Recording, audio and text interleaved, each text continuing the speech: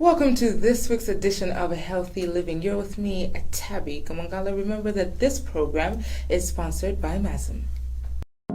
You have all your MASM information in one place. With the MASM mobile app, all MASM members register on the MASM mobile app. Download the app from Apple Store or Google Play Store. Install and open. Click Register to register. Enter your membership number. The default membership number has 9 digits. If you don't succeed, try 11 digits. Choose your name, password, and OTP destination. Remember, when adding your mobile number, 265, not plus 265. You can also register with your email address easily and keep updated with your MASM account right in the palm of your hand. For more information, email infodesk@masm.mw or visit www.masm.mw.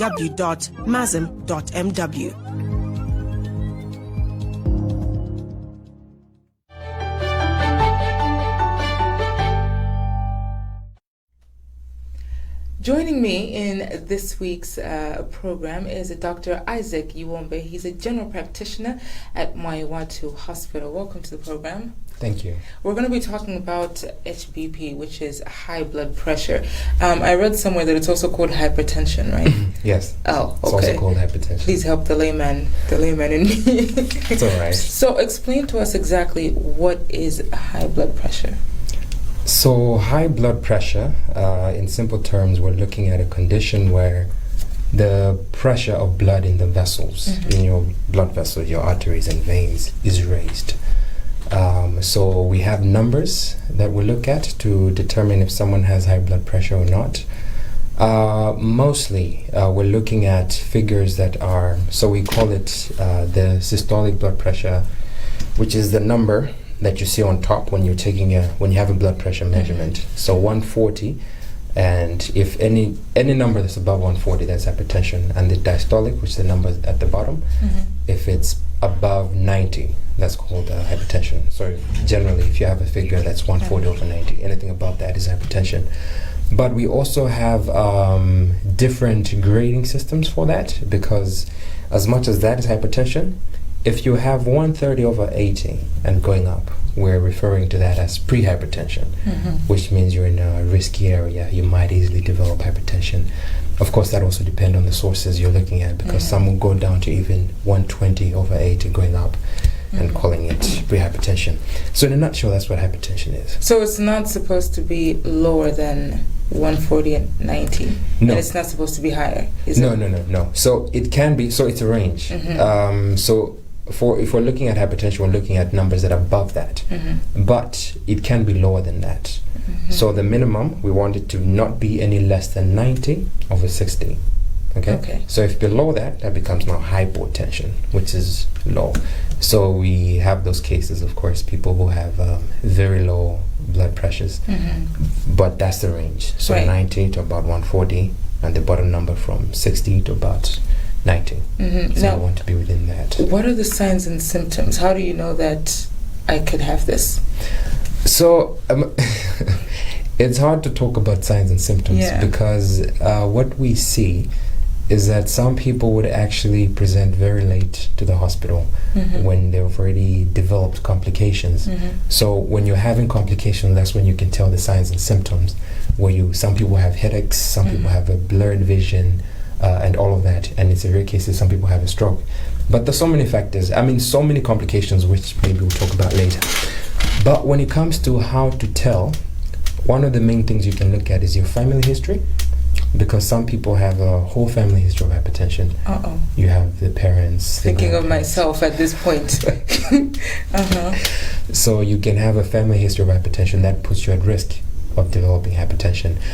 Apart from that, there's not really specific signs and symptoms to tell if someone has hypertension, unless it's very bad. But is there a cause? There's so many causes. Okay. There's so many causes. So let me group them. Okay, you have, because when it comes to hypertension now, you have what we call essential hypertension, which is or primary hypertension. That is hypertension that just develops with no specific cause per se, and that's what we see a lot in like family histories. if it's just passed down, it's genetic. Right. There's no specific causes, but you can have risk factors for that. And you have secondary hypertension, which is caused by so many different things, which can happen to someone as time goes. We will talk about that, but there are risk factors that apply to all of these, which is what I want to talk about. Okay. So you have lifestyle factors, right? So generally diet. Let's start with diet. So a diet that is high in fats, high in salt, sodium. That's that's a high risk factor for hypertension. You're looking at carbohydrates. That's also. And when you look at the diet that we have in Malawi. Sorry, I just go on and I digress. It's okay. But you look at the diet that we have in Malawi, for example, our staple food is made sima, right? And that's made from refined flour. And you're looking at something like that, which is refined. When you make it refined, it increases what is called the glycemic index, which means that the moment you take it, it immediately increases your sugar levels. So that is a risk factor for diabetes, which eventually now becomes a risk factor for hypertension as well. Wait, so if your diabetes or if your sugar readings are high, that means you could possibly or potentially have high blood pressure. Yes. So we were talking about diabetes last week. Yes. Yeah. So actually hypertension and diabetes tend to go hand in hand somewhat. Wow. So you have someone who has hypertension has a risk of developing diabetes, and vice versa. Someone who has diabetes has a risk of developing hypertension. So you could have both diseases? You could have both. A lot of people have both, actually. Yes. So you have a lot of people on so many medications, So we talked about diet. So mainly the salt and high fat, things that make you gain weight. That's why I talked about the carbohydrates, and we're talking about the glycemic index. You have alcohol. So alcohol in moderation can actually help control your blood pressure, just small amounts. But if you're taking a lot of it, too much, just increase it by a little bit. But define too much or a small amount. Is it a glass? Is it a bottle? So the problem with that is you have different alcohol levels, right? In beers and wines and. So it's hard to tell you which one is the right amount, but generally sources would tell you that a glass of alcohol per day, that is acceptable. Okay. But the problem is, people rarely take just one glass. People want to take more than that. Okay, but that's something that people are still looking into. But generally, when you take too much of it, that's now a high risk for hypertension. Yes. So you can easily increase your blood pressure. Right. Does smoking play? Yes, smoking. So that's another thing. Smoking increases your level increases your risk for hypertension as well. Actually, for smokers, soon after smoking, within minutes, your blood pressure can actually go up. So when you keep doing that, for a long period of time, then that makes it now much easier for you to have chronic hypertension. So there's that. There's stress. So mental stress, there's still so many studies looking into that, but a life that is full of stress, and when we don't know how to deal with stress, that's another risk factor for hypertension. But is that something that you can avoid? Because when you can't avoid stress, because there will be certain things that will stress you out in life. Naturally, things are going to happen. But it's about how to manage that stress, because not everyone knows how to manage stress. That's true. And there are certain people and we met a couple of patients who come, and their work schedules is just hectic, and you're working day in and day out, and no time to rest and to take breaks and all of that. Those are very important things in life. You need to have days off. You need to take a break and relax. That all helps reduce stress. Quality sleep as well. That also helps reduce stress, because there's a difference between having sleeping for too long and having high quality sleep. Because how many hours should a normal human being sleep for? Recommendation is 8 hours. Okay, 8 hours. Some people sleep for 6 hours, and that's still fine. But generally sleeping before 12 makes you feel more rested than sleeping after 12. Yeah. So when you talk about quality sleep, we're talking about what time you're sleeping. We're talking about the mental state that you're in when you're sleeping, and all of that. So that's all important, because you have scenarios where someone is sleeping but there's so many things that they're still thinking about, so many things on their minds, and it's not really a healthy place to be at. Wow. So we need to get more rest, basically, and less stress. Yes. Yeah. So more rest. Like I said, things are going to stress us, and that's fine. That's part of life. It's normal. But we need to figure out a way in which to manage that stress. Yeah. Okay, well, speaking of stress, when we come back, I'm going to get my high blood pressure checked to make sure that I haven't been stressed lately. We'll be right back after this short break. Life is an up and down journey where anything can happen at any time. But at any time, you have peace of mind with Mazim. Mazim offers all-inclusive affordable medical aid cover in various packages of schemes in line with your budget, with a promise to take care of you and your family in that time of dire need. From giving you access to medical services at hospitals locally and abroad, emergency evacuation, dentist, and optical care, all the way to funeral benefits. Mazim is there holding your hand, keeping you covered. For details of the medical scheme you need, call 01-820-298, 01-820-543, 0888-707-100, fax 01-820-217, email infodesk@mazim.mw, or visit www.mazim.mw. Mazim, your ultimate healthcare solution.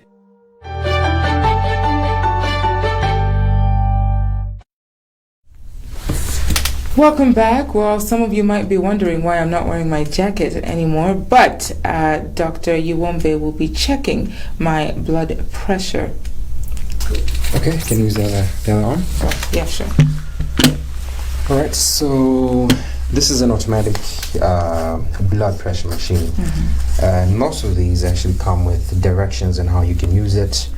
It gives you an illustration on where to put the blood pressure cuff and which part of the arm it has to be on, because that's also important. So many people check their blood pressures at home and everything's positioned wrongly. Okay, so I want you to relax your arm. Okay, just put that over there, and then I'll just press start and wait for it to read. It's getting really tight. Yeah, that's normal. So you can buy this machine. You can buy this machine and have it at home. Yes, from pharmacies and so many lab enterprises. Yeah, I think there's lab enterprises that sells that as well. Okay. So any shop that's selling lab equipment, they should have. Yeah. Okay. Okay. So your blood pressure is 121/77. So as you can see, you have 121/77. So the number at the top is called the systolic, and it's indicated here, SYS for systolic.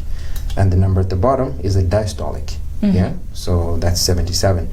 And what you have down here is the pulse rate, okay, which is 96. Okay, so what's the diagnosis here? Is this your blood pressure is normal. Yay! You have a normal blood pressure. Okay. So that's fine. Okay. Your great. pulse rate is a little on the high side, which is now. I mean, of course, the pulse rate you want it to be between 60 and 100.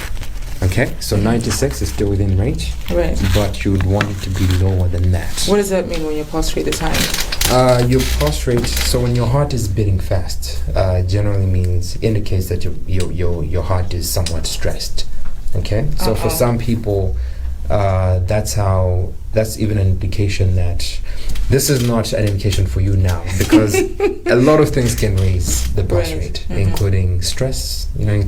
TV program can increase the stress, so it's not an indication right now. Even for the blood pressure, we usually want to check about 3 separate readings, different times, at least 6 hours apart, to tell you that you have high blood pressure. Okay. Just one reading is not enough. Okay. And because so many things, even during the day, so many things can either put your blood pressure up or bring it down. Okay. Does age matter? With blood pressure? Yeah. Age is a risk factor, yes. Generally, as we get older, you get higher risk of getting high blood pressure. At the same time as well, we find that it's more common in men than in women. Really? As well, yeah. I didn't know that. Yeah, I mean, so many factors. With men, you can look at lifestyle issues as well. We're looking at alcohol, it's mostly men that take it. Smoking is mostly men. And then high stress environment is mostly men who are in places like that. But can a young adult have? Yes. So actually, according to the numbers, you have about a third of population between 25 and 64 who have high blood pressure, either have that or are even taking medication for high blood pressure. So young adults can have high blood pressure. Okay. Yeah. Now, is there a cure? Can you get rid of it? You can. But I think to answer that question, let me say yes and no. Okay. Because when you are diagnosed with high blood pressure, we call it a chronic condition, something that you have basically your whole life. Okay? It's one of those conditions. The same thing with diabetes. Right. Diabetes, there's no specific cure. It's a chronic condition. What you do is manage it. Okay? So we're not necessarily treating it, but we can manage it. The reason I said yes is because if you're in the early stages of hypertension and you tackle all the risk factors which now raise your blood pressure, you can potentially get rid of it. And we do have cases where people had high blood pressure. They started some lifestyle changes, started doing exercises, started watching their diet, started losing weight, and within a short period of time, not short period of time, but within some time, the blood pressure goes down and it comes back to normal. The problem is once we go back to the old ways, the blood pressure can go up again. Okay. But can it be prevented? There's no cure. Yeah. It can be managed. Yes. Can it be prevented? So that's a good thing about most NCDs, non-communicable diseases. You can prevent them. There are certain things that you can control, and there are other things you cannot control, right? That are out of control, like genetics. Genetics is out of your control. But diet, lifestyle, all of that's within your control. Right. So you can, of course, losing weight does not come easy for everyone, but that's something we can all try to do. Exercises, anyone can do exercises, and we're looking at cardio exercises, things that make your heart beat faster, running, jogging, people do aerobics, so all of that's something that can help reduce your blood pressure in the long run. I mean, I'm glad you brought that up because we're going to have a segment soon dealing with fitness, and we keep talking about lifestyle issues. Quickly, before we go to the fitness segment, I wanted you to tell us what kind of medication can one get, and also is it easily accessible for the Malawian at grassroots level? Can they access these can they get their blood pressure checked easily? Do they have access to medication? And also, when you talk about lifestyle and dieting, what kind of food should you eat? Okay, so starting with a question on medications. Medications are easily available, readily available in most public hospitals. Almost every public hospital will have the essential drugs. They won't have all of them, but they'll have the essential ones, the minimum that we need for hypertension. So so many government facilities actually run hypertension clinics. So people go there. Some people go there on a monthly basis. Some go every 2 months. And every time they go for that visit, they get the blood pressure checked. So all those machines are there in public hospitals. So any Malawian can get their blood pressure checked in public hospitals. Food? So food, like we started talking about, you want to reduce sodium intake, which is salt. So recommendation is at least 1 teaspoon level teaspoon. That's about 2 grams of salt, of sodium. A level teaspoon a day is enough. not any more than that. So recommendations actually say less than even 1.5 grams. So that's so basically salt, reduce salt intake. Okay. You can train yourself with time. Like there's so many things that stop adding salt, for example. Yeah. So you can do that. Low fat, so things that don't have a lot of oils and fats. People take fries, and you want to get KFC, you want to get all these junk foods and all of that. So that's a lot of just oily things which can increase your blood pressure. Like I said before, carbs, you want to reduce the carbs as well, because carbs, when you take a lot of it, carbs and sugars, they will increase your weight, which eventually increases your blood pressure as well. What you want to increase are fibers and fruits and vegetables. So a lot of fruits, a lot of vegetables. Most fruits will have potassium, including fruits like bananas have a lot of potassium. Potassium counters the effects of sodium, which we find in salt, and therefore essentially helps reduce blood pressure. So if you follow what I call natural diet, where you're looking at fruits and vegetables, taking a lot of water as well, that helps reduce your blood pressure. Okay, well, thank you for that advice. Next is our fitness segment.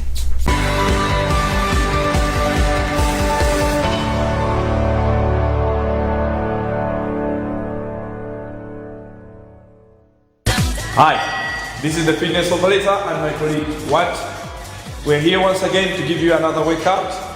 Remember, COVID-19 is real.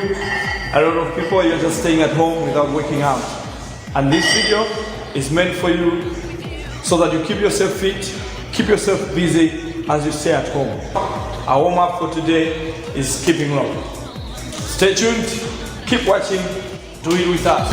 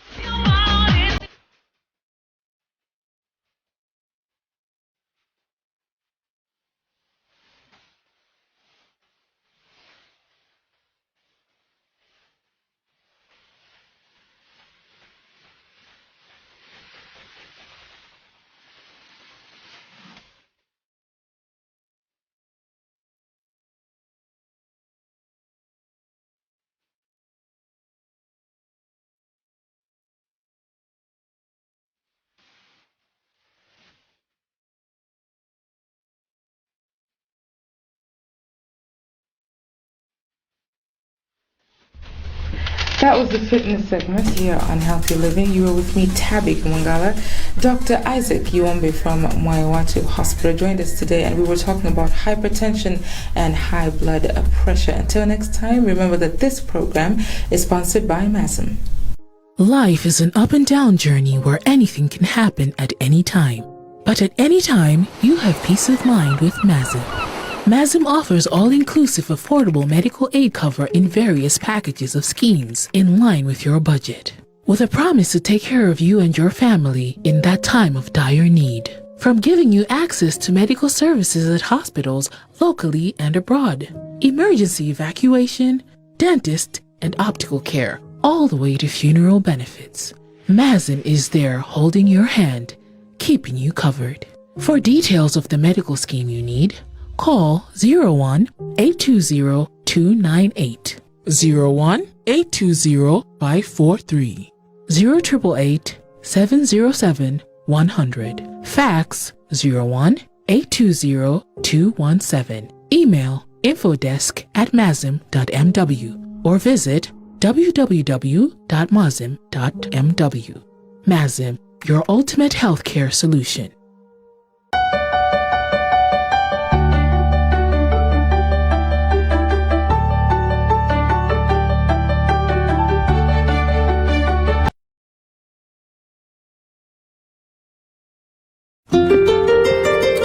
Mmene ine ndi mkazi wanga Messi tinakhala ndi mwana wathu oyamba chisomo tinali okondwa kwambiri.